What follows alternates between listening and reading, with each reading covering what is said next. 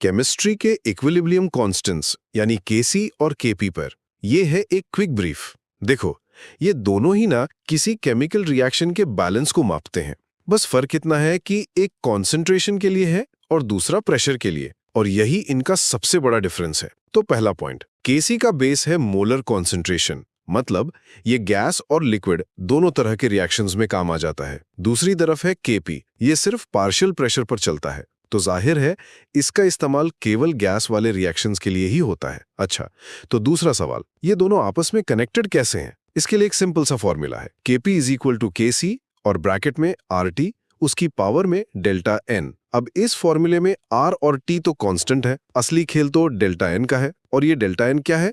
कुछ नहीं, बस गैस के मोल्स का डिफरेंस, मतलब प्रोडक्ट्स के मोल में से रिएक्टेंट्स के मोल घटा दो, बस। और तीसरा और सबसे जरूरी पॉइंट, इन दोनों का रिश्ता पूरी तरह डेल्टा N पर डिपेंड करता है। सोचो, अगर रिएक्शन में गैस के मोल्स बढ़ रहे हैं यानी डेल्टा N पॉजिटिव है तो प्रेशर बढ़ेगा, राइट? तो Kp बड़ा हो जाएगा Kc से। और अगर गैस के मोल्स कम हो रहे हैं मतलब डेल्टा N नेगेटिव है तो Kp छोटा हो जाएगा। और अगर मोल्स में कोई चेंज ही नहीं है तो सिंपल Kp और Kc बराबर हो जाएंगे। तो बस इतना याद रखो, Kc कॉन्सेंट्रेशन के लिए, Kp गैस के प्रेशर के लिए, और इनका रिलेशन गैस के मोल्स में आने वाले बदलाव पर टिका है।